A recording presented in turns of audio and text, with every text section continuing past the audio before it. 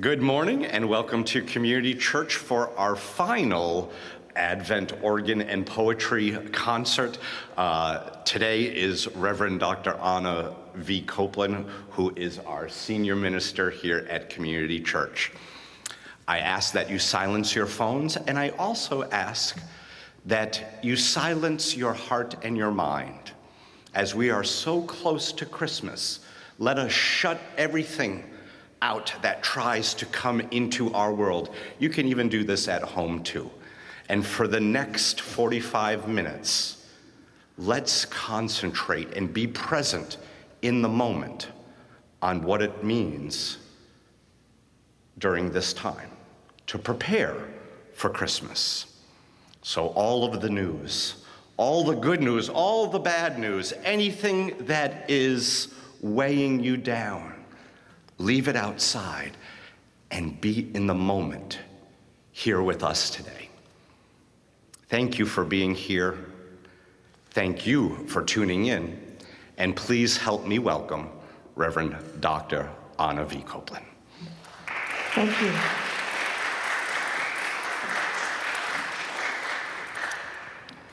I'm very excited and I'm just delighted to be here today for this organ and poetry series, because something that you wouldn't have a reason to know is that I took poetry writing all the way through school, and I really so love the genre and have such an expansive library that it gave me an excuse to do far more reading than what I'll be able to share with you here today. But that was really just so much fun. And one of the things I said I would do today is talk about Christmas around the world, which isn't really talking about various Christmas traditions. I was looking to see if I could find some writers of poetry from different countries who may or may not reflect their own country, but not all American writers. But we're going to share today our poetry in 3 sections, which is how we do it for our jazz vespers on Thursday evenings. The first 3 will be a little more serious and a little more reflective. Some of these poems are really stories. You know, the troubadours would set to music these stories that started out as prose poetry about life-changing circumstances. Several of them are really swift rhymes because, as you know, some of the Christmas carols that we love so much are really poetic, rhyming pieces of literature that have been set to music and that we've come to know by heart. And then we'll conclude at the end with some more serious. So a little bit of seriousness, a little fun in the middle, and a little seriousness at the end. So I want to start off today with a nativity reflection from Madeleine L'Engle, who wrote A Wrinkle in Time and other children's stories. She also wrote a good deal of liturgy. She's a 20th century writer, and this one is called First Coming. He did not wait till the world was ready, till men and nations were at peace. He came when the heavens were unsteady and prisoners cried out for release. He did not wait for the perfect time. He came when the need was deep and great. He dined with sinners, and all their grime turned water into wine. He did not wait till hearts were pure. In joy, he came to a tarnished world of sin and doubt, to a world like ours of anguished shame. He came, and his light would not go out. He came to a world which did not mesh to heal its tangles, shield its scorn. In the mystery of the Word made flesh, the maker of the stars was born. We cannot wait till the world is sane to raise our songs with joyful voice, for to share our grief, to touch our pain, he came with love. Rejoice, rejoice.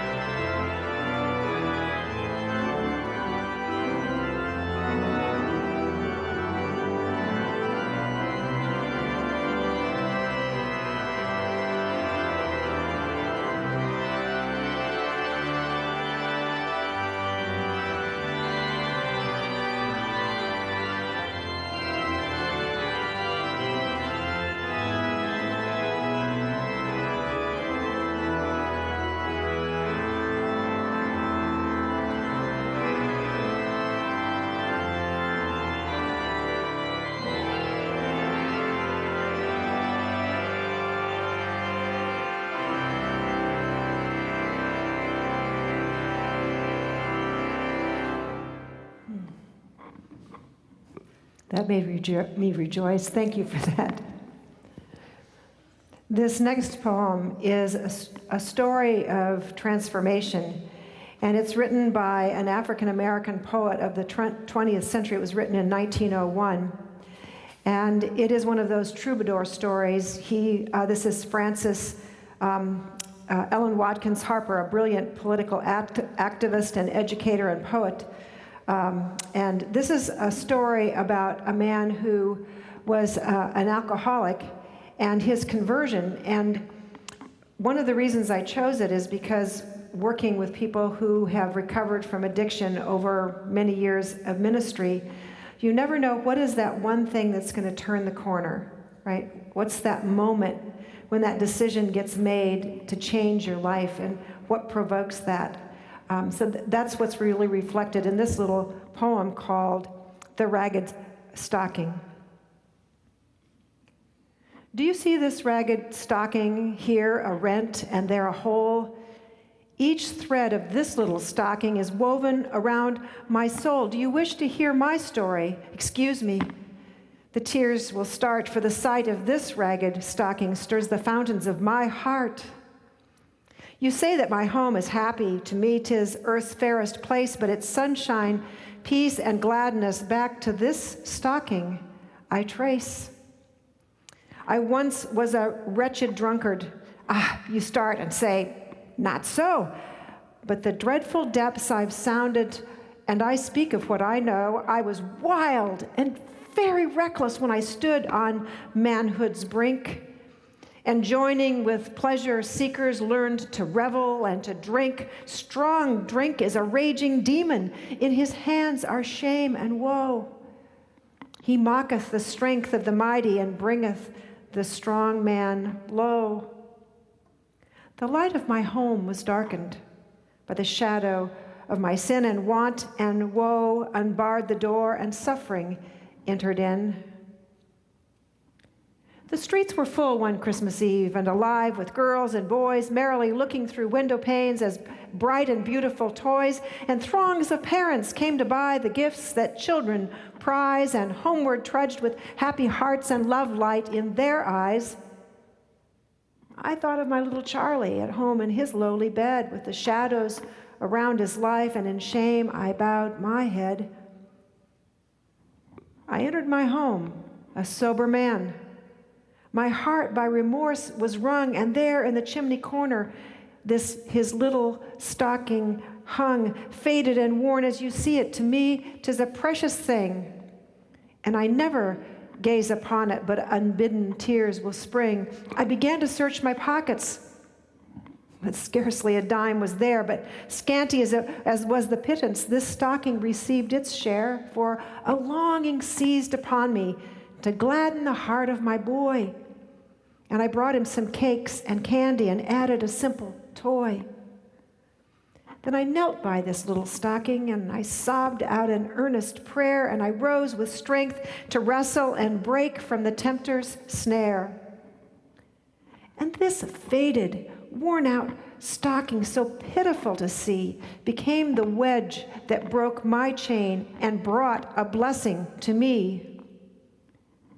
Do you marvel then that I prize it, when each darn and seam and hole is linked with my soul's deliverance from the bondage of the bowl? And tonight my wife will tell you, though I've houses, gold, and land, he holds no treasure more precious than this stocking in my hand.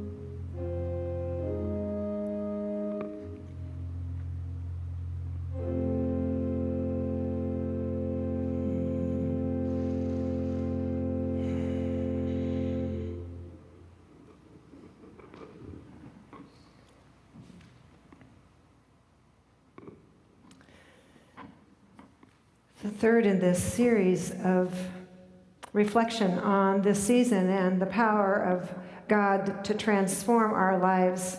This is the hopeful season when anything can happen. So I want to ask you, how many of you grew up with parents who said, if you don't behave, you're going to get coal in your stocking? We didn't even have a coal burner. That came from way before I was born. I don't know where they wouldn't have gotten a lump of coal, but I guess Santa, didn't use nuclear energy, whatever. But this is a story written by a Canadian poet, Jean Blewett, and it's around the turn of the last century, as was the ragged stocking. And it's about a religious conversion of a little boy who wants so much to be good for Christmas because he wants things to go well, and he's really drawn in by something that makes him want to be his very best human being. It's called Christmas Conversion by Jean Blewett. I can see her in the kitchen, apron on and sleeves rolled up, measuring spices by a teaspoon, figs and raisins in a cup. Now she's throwing apple quarters in that wooden bowl of hers, long with lemon peel and orange, as she stirs and stirs and stirs, and then she takes her knife and chops it. Chops so fast her hand just flies. Now I know what Ma is up to. She's making mincemeat pies. I smell Christmas in our kitchen, and my heart is big and glad, and I somehow fall to wishing that I wasn't quite so bad. And I tell myself I'll never cheat at marbles anymore or make faces at my teacher or hang around the country store instead of going on my errands. Never touch the cookie pail or play hooky or go skating or tie cans on Rover's tail. Never let Ma think it's spellings when it's only Robin Hood. With the gladness comes the wishing to be just awful good. About this time of year, it takes me, Pa, he doesn't understand, always says, you sly young codger, you know Christmas is at hand. But it isn't that. It's something. Can't explain it very well. Takes me when Ma fills the kitchen with this juicy Christmas smell when she chops the spice and raisins with the peels and northern spice, sleeves rolled up above her elbows, making mincemeat for the pies.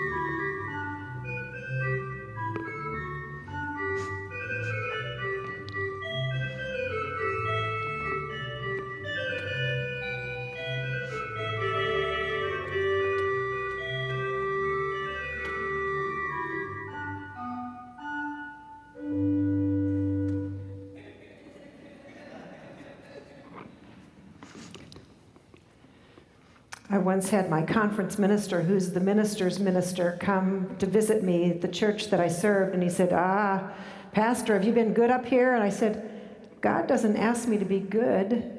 God asks me to be faithful. This next section they're really fun little poems. So we're starting a sort of a new direction here, and moving from kind of the transformative power of the story of Christmas and the love that God has for us that makes us our very best human beings to a different kind of tone. So let me ask you, how many of you are of Scandinavian descent? You got a little Finnish blood, Danish, Norwegian, who did I miss? Did I say Swedish? How many of you have gnomes in your house because of that? You got a little gnome ornament somewhere? All right.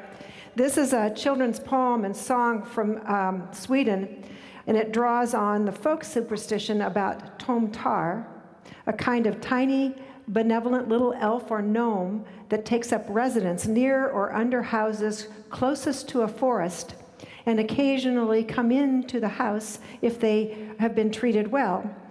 Now, on Christmas Eve, it's customary in remote farms to set the dining table for a feast and leave it overnight. And the local little tomtar, as well as ones from neighboring houses in the forest, sneak in and eat whatever they want all night. I think it was probably the rats, but I'm not Swedish. And then the people of the house would eat whatever was left over the next day. So this poem is about a gang of tomtar visiting on Christmas night. So listen up. The Gnomes' Christmas Night. Midnight reigns, it's quiet in the houses, quiet in the houses. Everyone sleeps. The candles are put out, the candles are put out. Tip-tap, tip-tap, tippy-tippy, tip-tap, tip-tip-tap.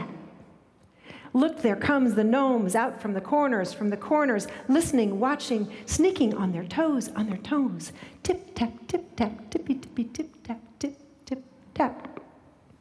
The nice people have left the sweet food on the table for a band of gnomes, tip-tap, tip-tap, tippy-tippy, tip-tap, tip-tip-tap. How they frolic, skipping between dishes, whisper, murmur, it's good, this Christmas food, tip-tap, tip-tap, tippy-tippy, tip-tap, tip-tip-tap. Porridge, ham, the little piece of apple, oh, how sweet, it tastes like little gnomey, it's a little taste for gnomey, tip-tap, tip-tap, tippy-tippy, tip-tap, tip-tip-tap. Night is ending. Soon the friendly gnomes, quickly, neatly put it all back in order, all in order. Tip-tap, tip-tap, tippy-tippy, tip-tap, tip-tip-tap. And then back into the quiet corners, the gang of gnomes sneak on their toes. With me? Tip-tap, tip-tap, tippy-tippy, tip-tap, tip-tip-tap.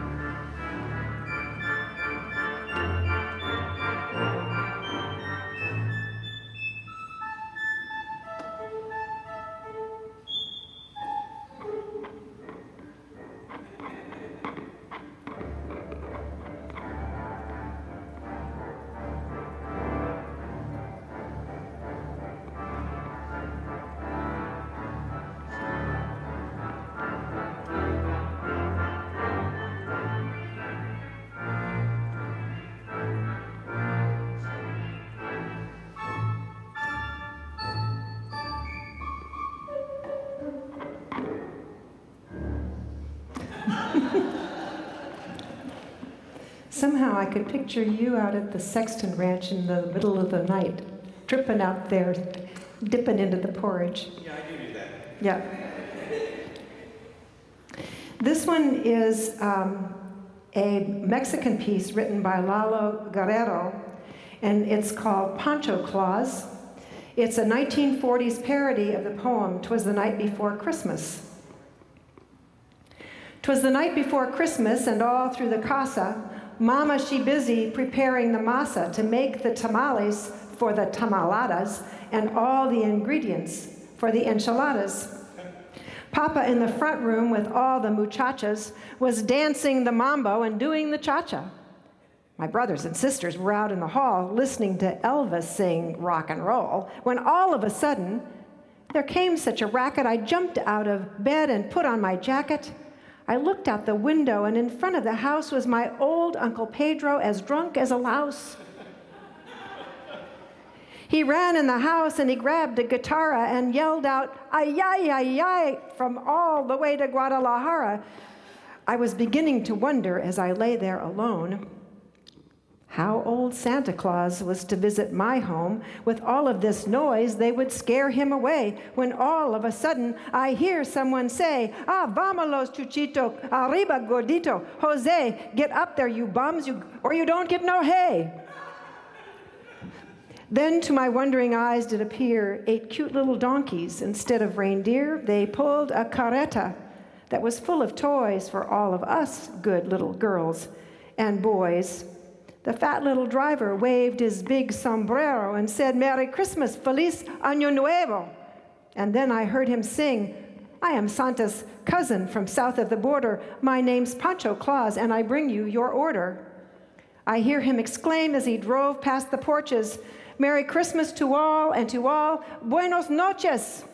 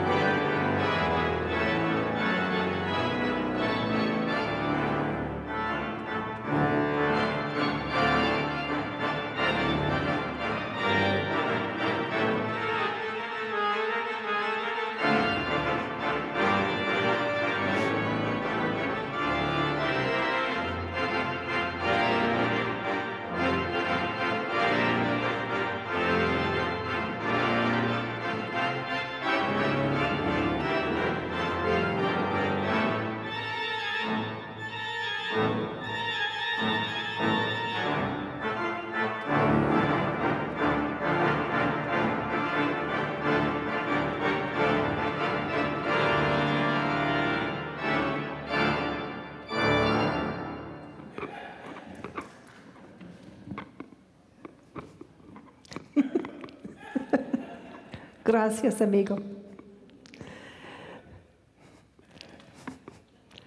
The next poet is Shel Silverstein, a Jewish-American writer of the last century, now gone to glory in 1999. He was a cartoonist, a musician, a playwright. And one of the things I've always loved about his work is, in poetry writing in college, they said, a poem, even when you think it's finished, you pick it up and you shake out all the unnecessary words. And what's left is a poem. And Shel Silverstein was brilliant at shaking out all the unnecessary words. I raised my kids on Where the Sidewalk Ends and The Light in the Attic. I have half of them memorized, one sister for sale, one sister for sale, one crying, lying sister for sale, and my favorite, I'm being eaten by a boa constrictor. But that's not what I'm going to read today. This is called Snowball. I made myself a snowball as perfect as could be. I thought I'd keep it as a pet and let it sleep with me. I made it some pajamas and a pillow for its head. Then last night it ran away, but first it wet the bed.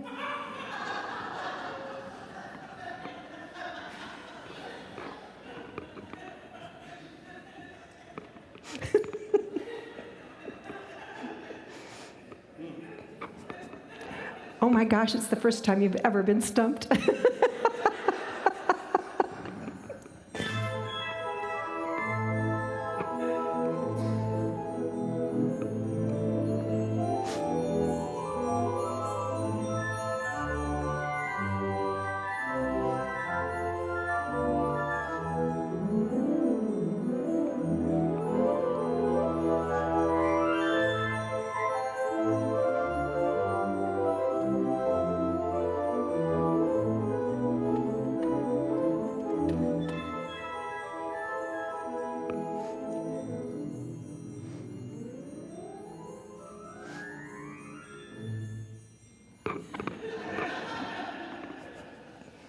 Nailed it.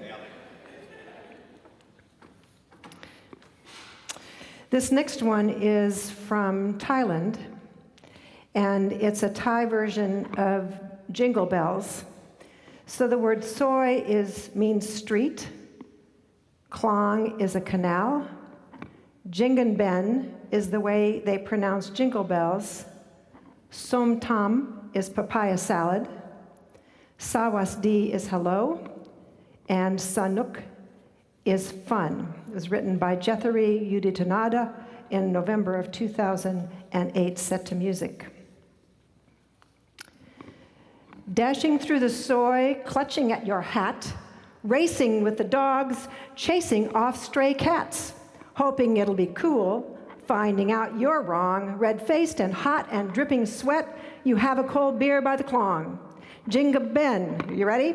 Jinga Ben, Christmas time is here. Chicken, san tom, sticky rice, good friends and all good cheer. Oi! Sawasti from us all, party time is near.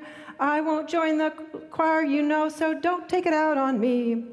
Tuk-tuk, so they get around. They have the fastest moves. It seems they have no rules. They go wherever they can. Hang on for your dear life. You question who is nuts. They rev and weave to fare thee well. You end up praying for your life. Oh, Jingan Ben, Christmas time is here. Chicken, son tom, sticky rice, good friends and no good cheer. Oi, Sawasti, from us all, party time is near. Sonic time, one and all, good friends and all good cheer. Good friends and all good. Well, thank you, chorus. That was...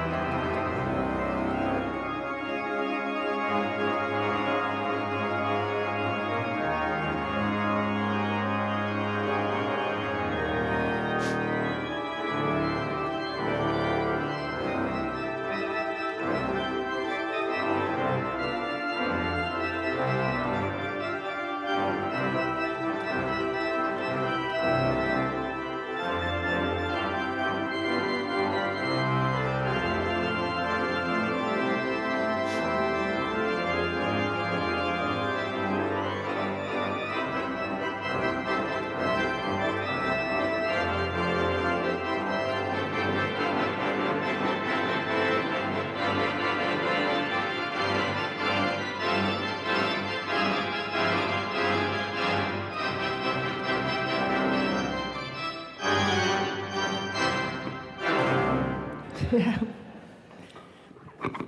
I've written in those tuk-tuks, and you do take your life in your own hands. That's exactly what it's like. Before there was email and Facebook, people wrote Christmas letters. How many of you still get them?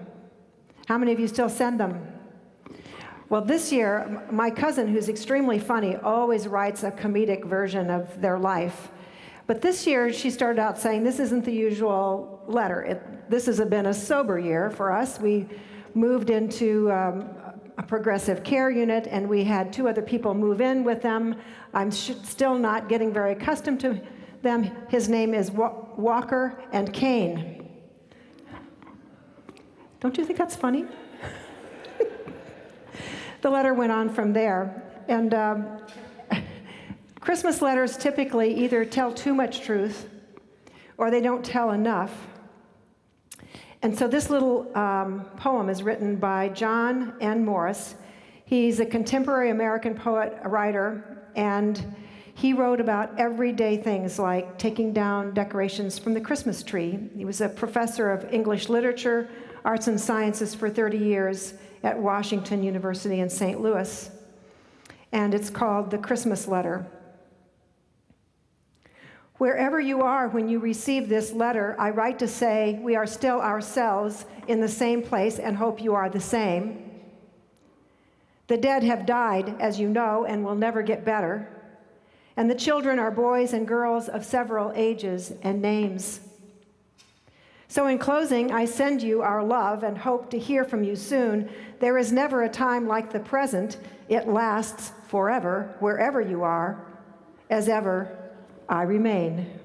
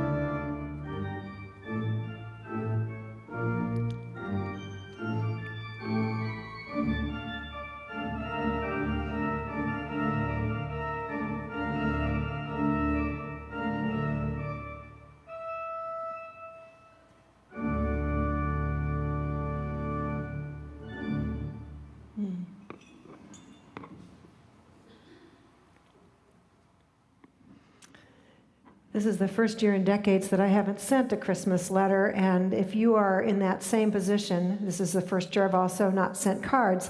Just a reminder that this year Advent, it's 4 weeks, it's always 4 weeks, but then sometimes we have a whole extra week till we get to Christmas Eve, and this year it's the same day.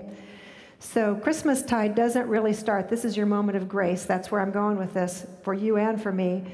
Christmastide doesn't start till Monday the 25th, and it goes all the way through Epiphany. So I won't be sending my letters out till the first week in January, and it will still be Christmastide.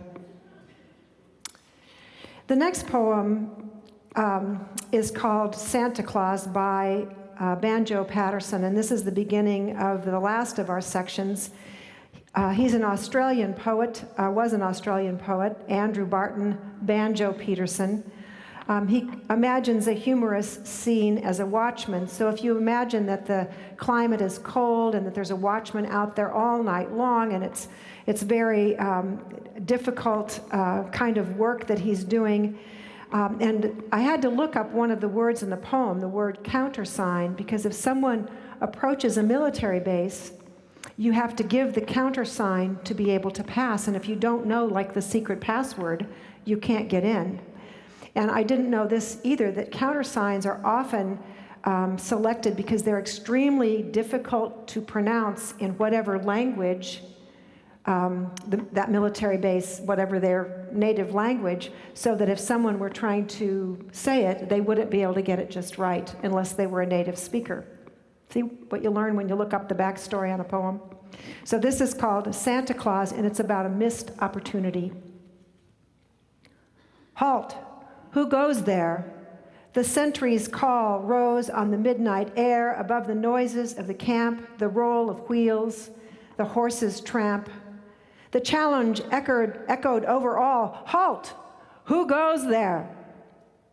A quaint old figure clothed in white, he bore a staff of pine and ivy wreath was on his head. "Advance, O friend," the sentry said, "advance, for this is Christmas night, and give the countersign."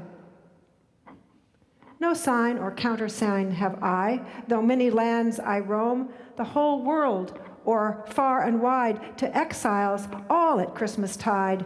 From those who love them tenderly, I bring a thought of home.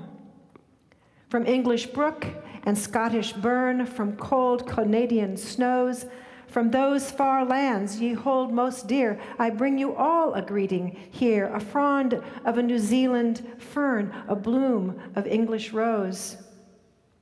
From faithful wife and loving lass, I bring a wish divine for Christmas blessings on your head. I wish you well, the sentry said, but here at last you may not pass without the countersign. He vanished, and the sentry's tramp re-echoed down the line. It was not till the morning light the soldiers knew that in the night old Santa Claus had come to camp without the countersign. No sign or countersign have I, though many lands I roam, the whole world over, far and wide, to exiles all at Christmas tide. From those who love them tenderly, I bring a thought of home. From English brook and Scottish burn, from cold Canadian snows, from those far lands ye hold most dear, I bring you all a greeting here, a frond of New Zealand fern, a bloom of English rose.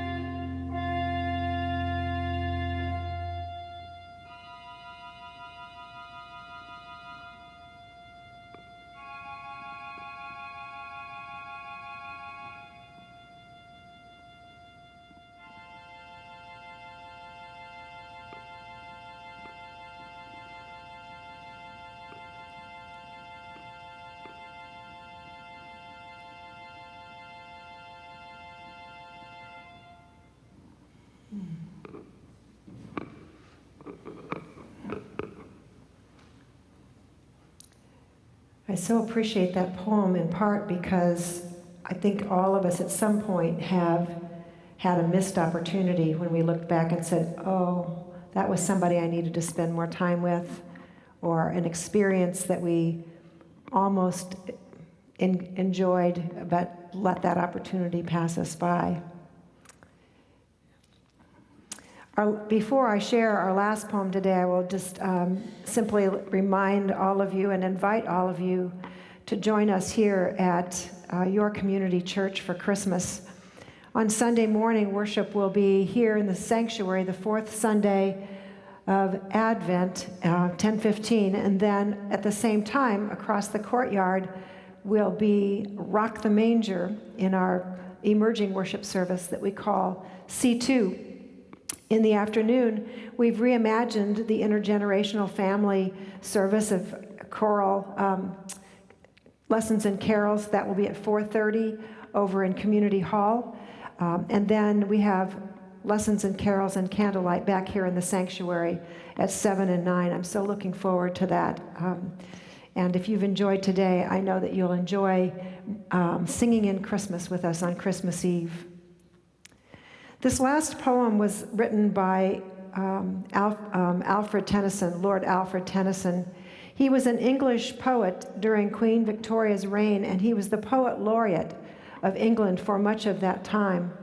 He was born over 200 years ago. His father was an Anglican clergyman. So you hear some remnants of his own faith in this last piece.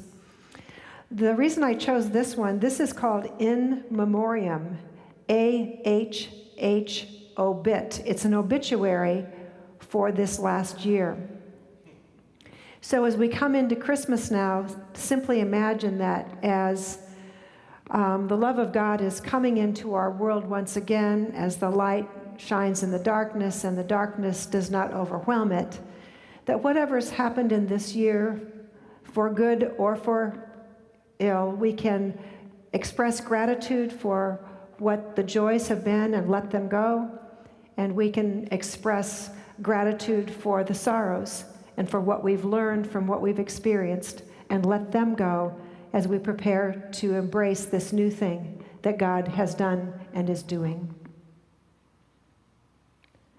Ring out wild bells to the wild sky, the flying cloud, the frosty night. Ring out wild bells and let him die.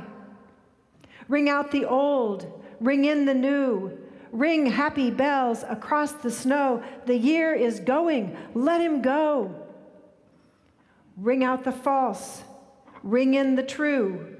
Ring out the grief that saps the mind. For those that here we see no more, ring out the feud of rich and poor. Ring in redress to all mankind. Ring out a slowly dying cause and ancient forms of party strife. Ring in the nobler modes of life with sweeter manners, purer laws. Ring out the want, the care, the sin, the faithless coldness of the times. Ring out my mournful rhymes, but ring the fuller minstrel in.